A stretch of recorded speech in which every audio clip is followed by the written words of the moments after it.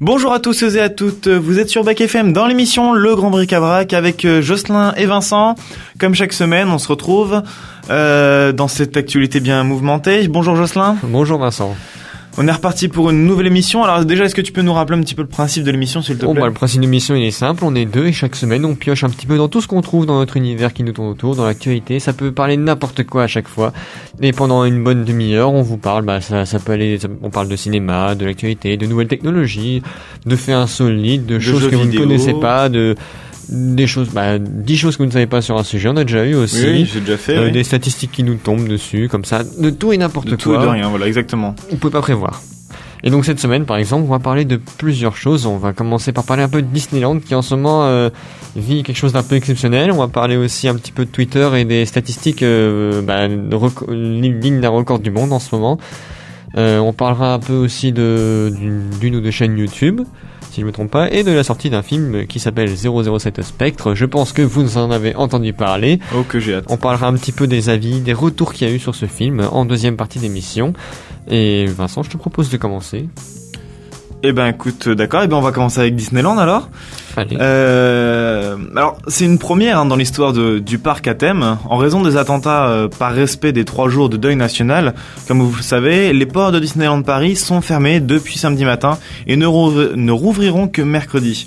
Alors, au-delà des 40 000 visiteurs journaliers en moyenne qui ne pourront pas se changer les idées dans le monde de Mickey, la situation de très nombreux salariés pose question.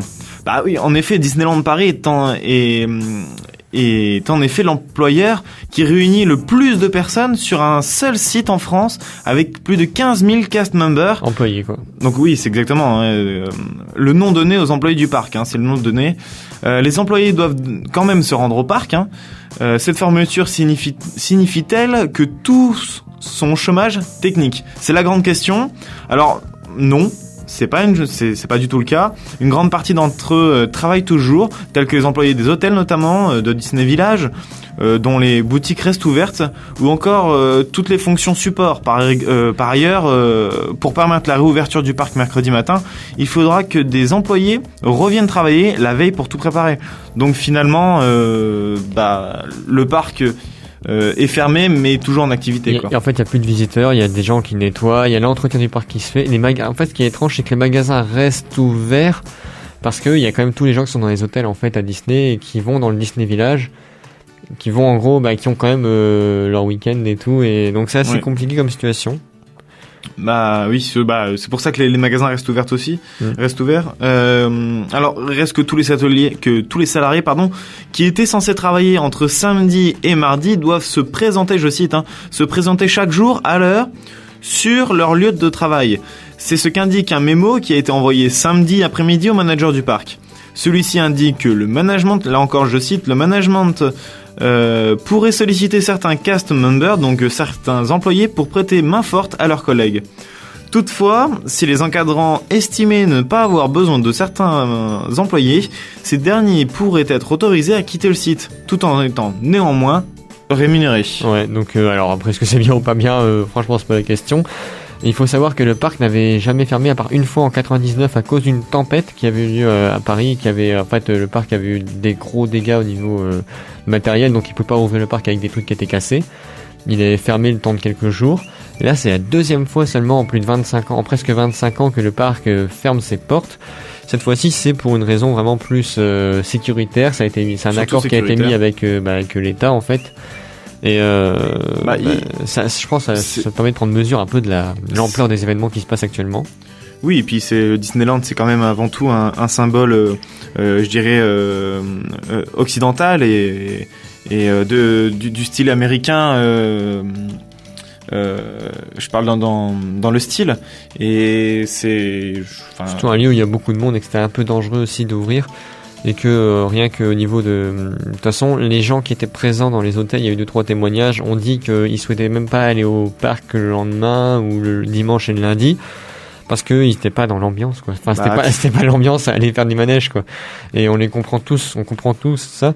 D'ailleurs, puisqu'on est un peu sur le sujet de ce qui s'est passé dans l'actualité, on va parler juste au niveau de Twitter, des statistiques, qu'est-ce qu'il en a été, parce que ça a été assez incroyable. On a eu le hashtag Pray for Paris, donc Priez pour Paris, le slogan. Donc j'ai fait des éléments de comparaison par rapport à ce qui se passait en janvier sur Twitter, où on avait dit que c'était incroyable ce mouvement qu'il y avait eu avec le hashtag Je suis Charlie. Alors hashtag Je suis Charlie, il y avait eu 6500 tweets par minute, qui étaient référencés au moment des événements. Et en tout, il y avait eu 5 millions de fois, 5 millions de mentions sur hashtag Je suis Charlie sur 10 jours. Donc c'était au 7 janvier 2014. En 5 jours, je veux dire.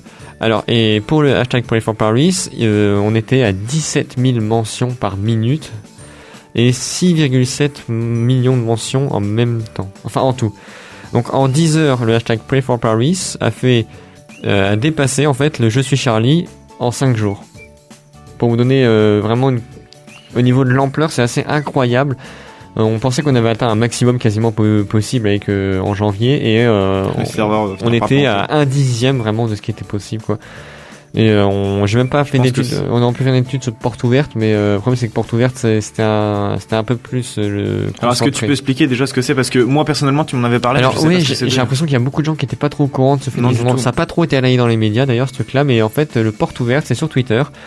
Twitter, c'est un peu le lieu du chaos, faut le dire, c'est par essence, c'est un lieu où tout le monde parle, c'est un lieu pour rien dire aussi. Oui, c'est le lieu où suivez-moi, c'est un peu le lieu où tout le monde parle pour soi-même, se partage, c'est assez bizarre. Et là, en fait, ce qui se passait, c'est que comme les métros étaient fermés dans Paris vendredi soir, et ben tout le monde s'est mis d'accord et il y a des gens qui étaient dans Paris qui pouvaient plus aller nulle part, qui étaient bloqués, qui habitaient à 12 stations de là et qui pouvaient pas rentrer à moins de faire 3 heures de marche.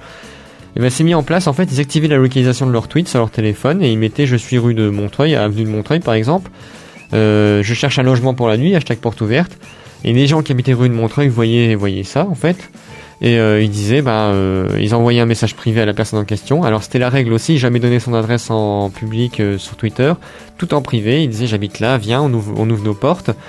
Et viens dormir chez nous pour la nuit. On est quasiment tout Paris, la moitié des gens qui étaient dehors ont pu se loger comme ça. Et on commence à voir enfin émerger des récits de ces trucs-là qui sont aussi des aventures en parallèle.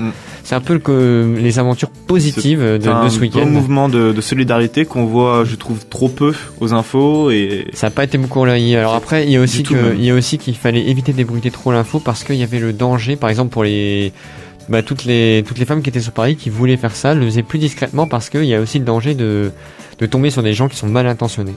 Et il n'y en a pas. Alors, j'ai pas eu de retour comme ça actuellement. Je pense que c'était pas l'ambiance à ce qui est de mauvais.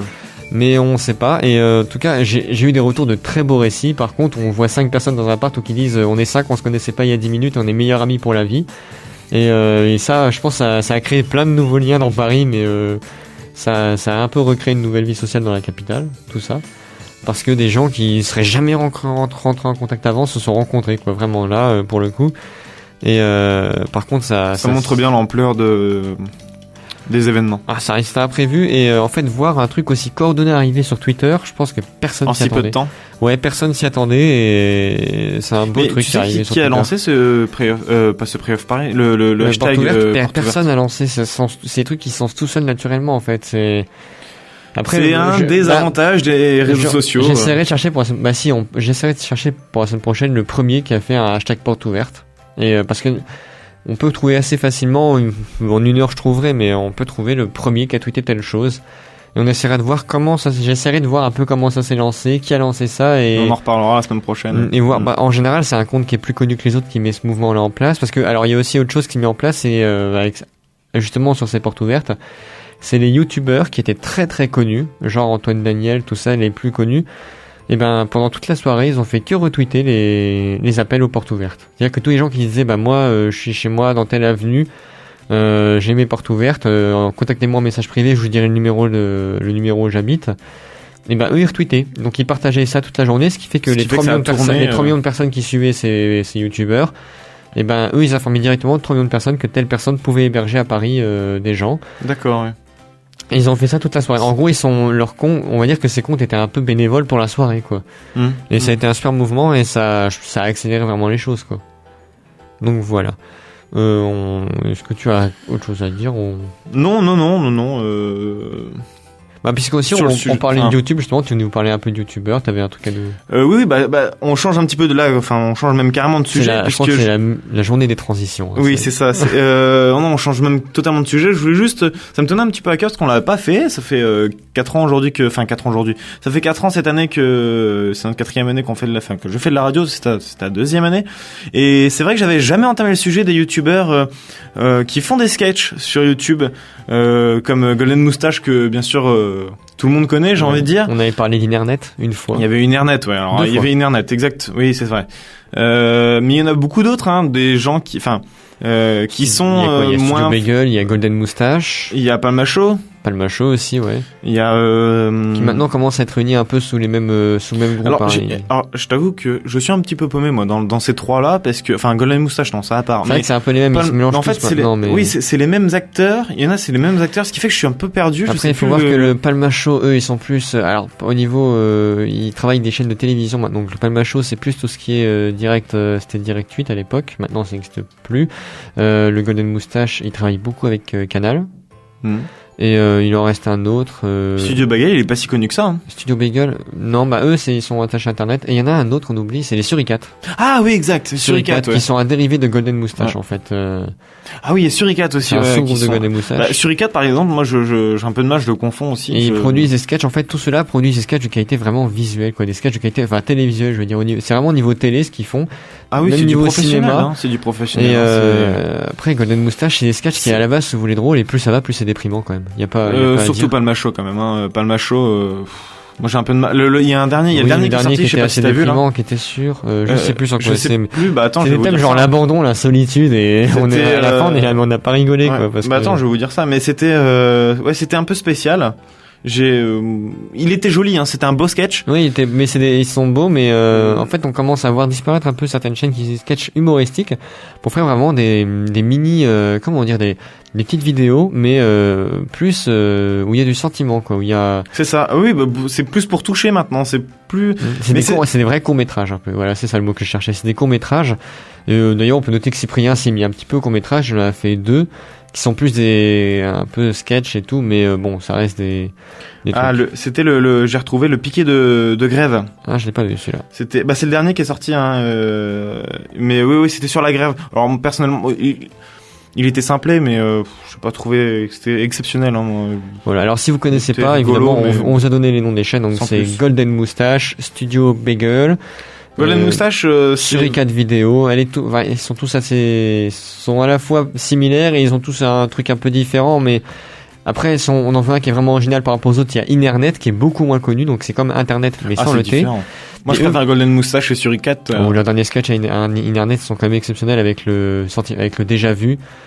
Ils nous font perdre la tête dans leur sketch. Eux, c'est de l'absurde, donc c'est différent. Mais c'est pour ça que c'est très spécial. Moi, j'ai plus de mal parce que je préfère le concret, comme Golden Moustache ou même Suricate, même Palmacho, même si c'est plus dans le sentiment. Mais j'aime bien des choses légères, des choses surtout en ce moment qui font changer un petit peu les idées. La semaine prochaine, on pourra peut-être parler de Saturday Man. Je sais pas si vous connaissez, mais c'est un Saturday Man. C'est quoi? C'est un mini-série qui va sortir bientôt sur Internet, qui a été mis par financement participatif, avec des tonnes et des tonnes de participants. Alors, en gros, c'est Saturday Man, c'est un super-héros, et c'est le super-héros du samedi soir de la fête, en gros. Et il est là pour faire régner la fête dans toute la France.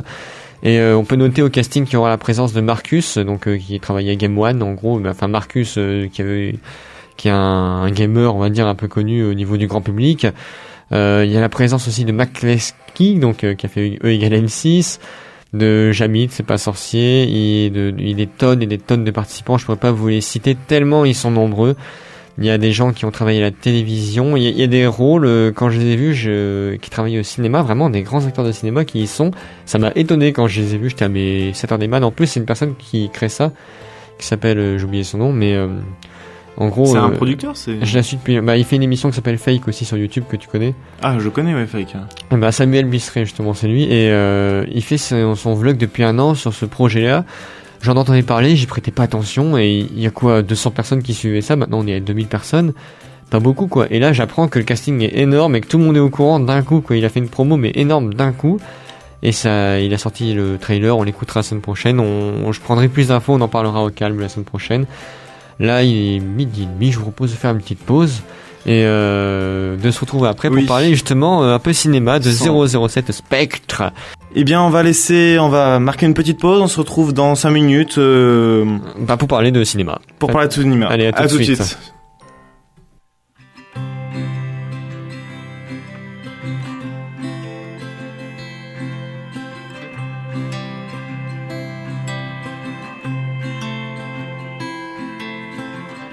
Imagine there's no heaven.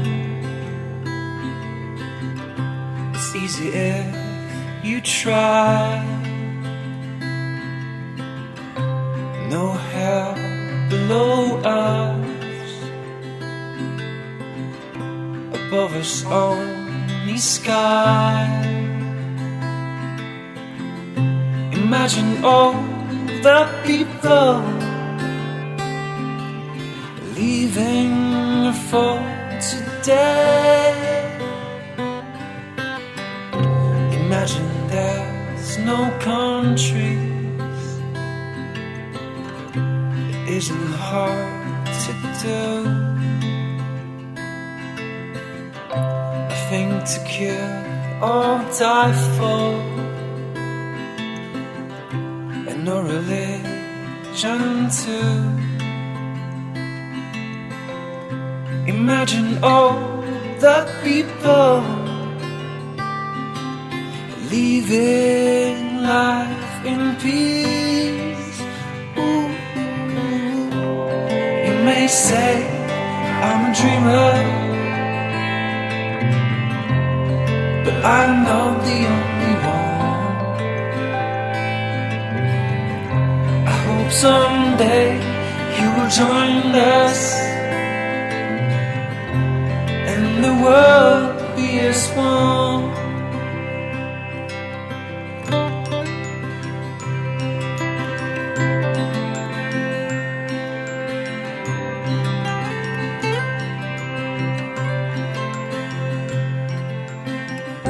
Imagine no possessions. I wonder if you can. No need for greed or hunger.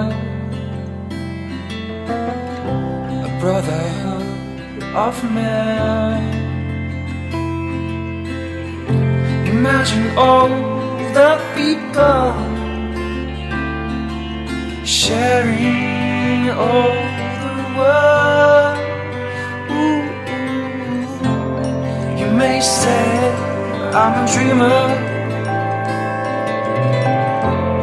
but I'm not the only one. I hope someday you will join us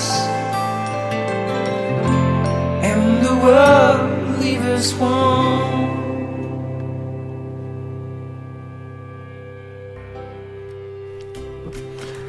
On est de retour sur le Grand Bric-à-Brac sur Bac FM pour vous parler un peu de cinéma et de 007 Spectre qui est sorti la semaine dernière au cinéma. Alors pour ceux qui l'ont pas vu, évidemment, je vais vous faire un petit peu le résumé sans vous spoiler du film et du scénario. Donc il y a un message énigmatique qui surgit du passé qui entraîne notre célèbre James Bond dans une mission très personnelle à Mexico City, puis à Rome où il rencontrera une femme évidemment qui s'appelle Lucia, qui est une veuve d'un célèbre criminel. James Bond réussit à infiltrer une réunion secrète qui révélera l'existence d'une organisation secrète qui s'appelle Spectre. Donc le scénario, on peut pas dire que c'est des plus originaux, c'est un James Bond, hein. On va pas se cacher, une organisation secrète qui se cache derrière un complot avec une femme qui l'accompagne. Mais c'est le classique. Alors en France, la note de la presse est de 3/5, ça a été vraiment très sévère. Ainsi que la note moyenne des spectateurs. Pour une fois que deux notes se rejoignent sur un film au niveau des notes nationales, c'est assez rare. En général, il y a une opposition entre la presse et les spectateurs. Pas là pour le coup.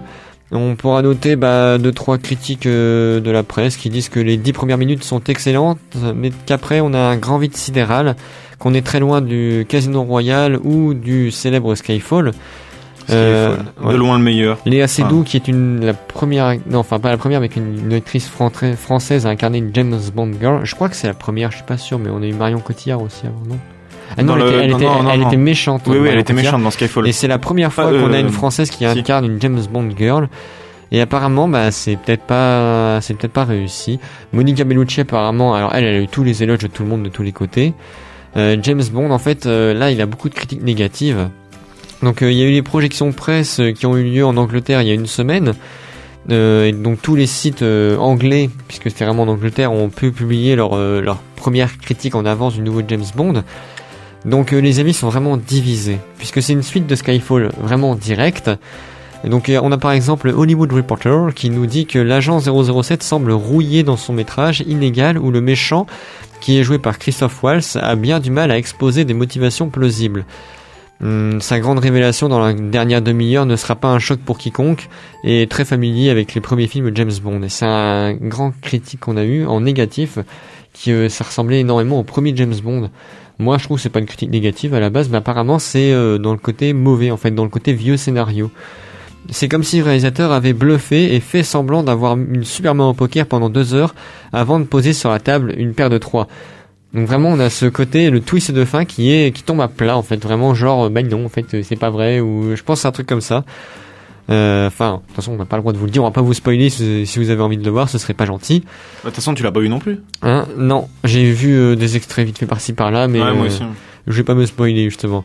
Alors, on a les Américains qui, eux, disent que 007 est éblouissant et contient beaucoup de morceaux de bravoure pour maintenir la barque à flot, mais pas assez pour en faire une suite qui change la donne comme dans Skyfall. C'est vrai que Skyfall était très très réussi, il y avait un rythme et un twist assez incroyable, vu qu'on a Marion Cotillard qui meurt à la fin, si vous êtes pas au courant. On peut spoiler, hein, ça fait quelques années quand même. Quelques années, ça fait 1 an, non? Non, Skyfall, ça remonte, hein. C'était 2009, il me semble. Non. Si, Skyfall, c'est... Attends, oui. Quand même, je l'ai appris au piano il y a 2 ans, donc ça fait forcément longtemps qu'il est sorti. The Playlist, donc qui est une revue, a été encore plus déçu par le film, à qui le site reproche des scènes d'action qui ne sont pas du tout spectaculaires.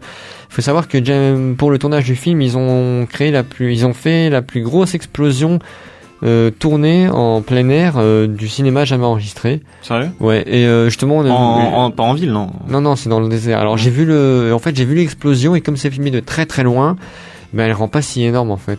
Elle est juste un peu longue à voir et moi je la trouve pas si exceptionnelle cette explosion, à part que c'est la plus grosse, mais comme on est très très loin, ça rend pas l'effet que ça aurait dû. Oui, après je pense que sur le film il y a des caméras qui sont mises dans le décor et que ça explose de tous les côtés, mais bon, oui, après je pense que c'est un passage à voir dans le film.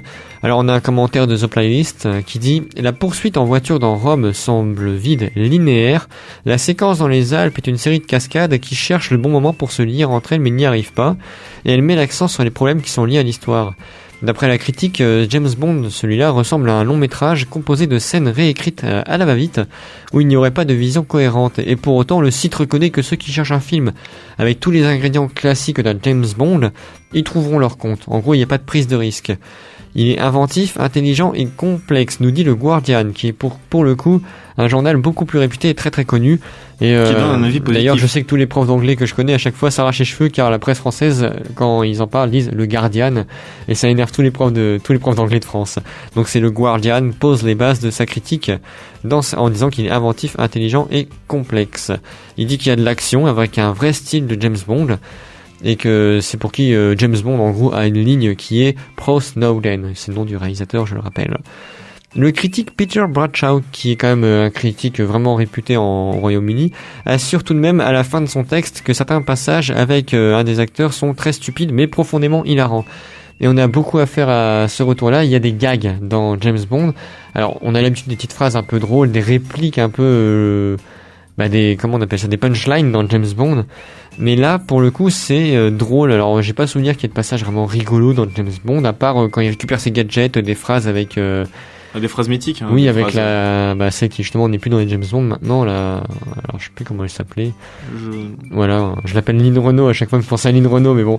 Mais entre eux, il y a une complicité qui s'est installée au fur et à mesure du temps entre le James Bond et ce personnage-là.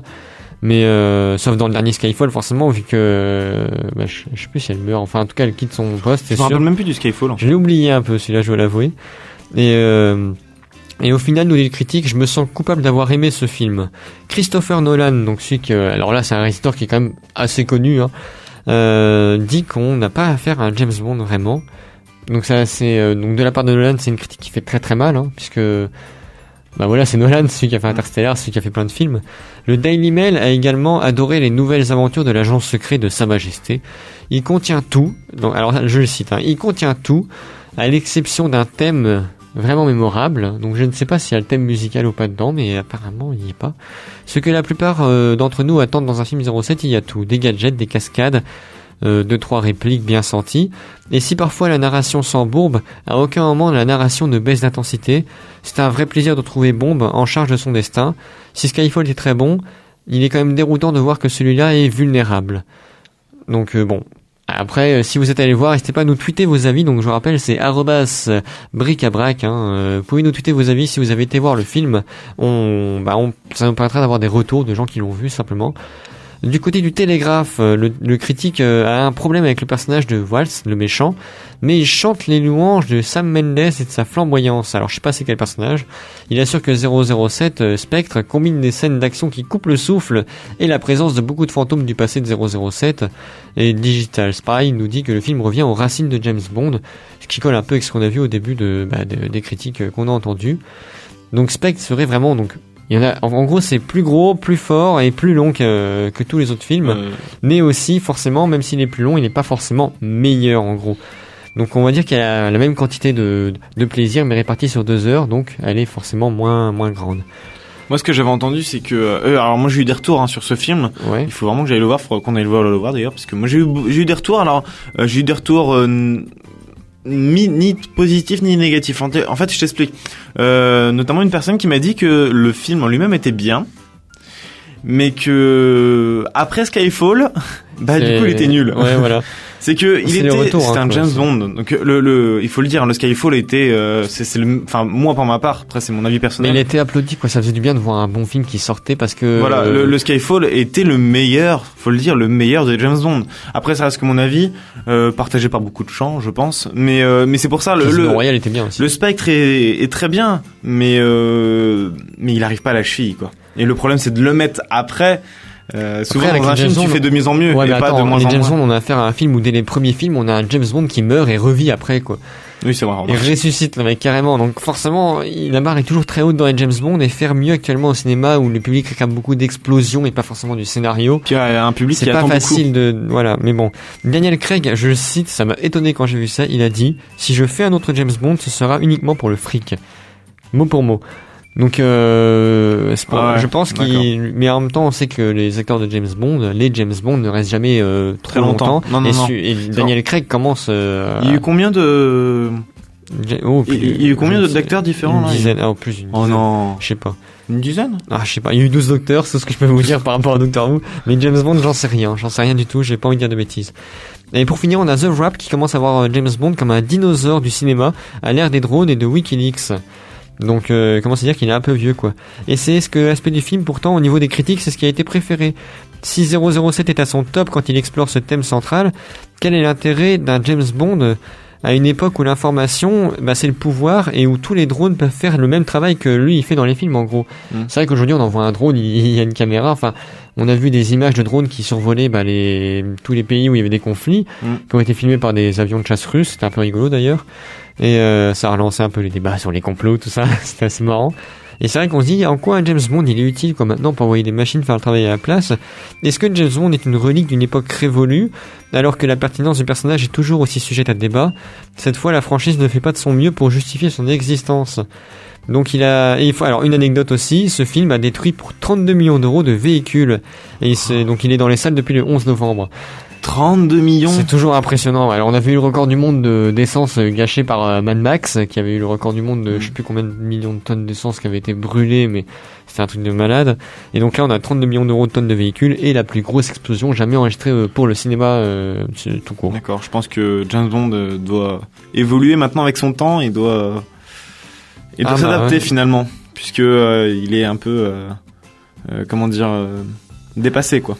Ouais, bah c'est à savoir. Enfin, pas le James Bond même, après, attention, ça reste, hein, je parle du... selon moi, ça reste des films. Donc dans des films, ce qu'il faut retenir, c'est que c'est des films, on n'est pas là pour le réalisme. C'est vrai, je suis d'accord avec toi. Voilà, Charlie Chaplin, on n'allait pas le Ouais, voir. mais- Les gens qui allaient voir Charlie Chaplin, à l'époque, étant moderne, ils ne sont pas sortis en disant, bah, c'est pas réaliste, jamais un ouvrier rentrera dans les machines. Voilà, il y a un côté fiction qu'il faut pas oublier, quoi. C'est vrai. Voilà, donc dans tous les cas, moi, là, c'est vraiment un film, il n'est pas mauvais. Il n'est pas aussi bon que son précédent, il n'est pas mauvais, allez le voir, faites-vous votre avis, soyez libre, prenez le temps. On a un regard extérieur, donc nous aussi on va le voir pour, Ouais, on vous donnera.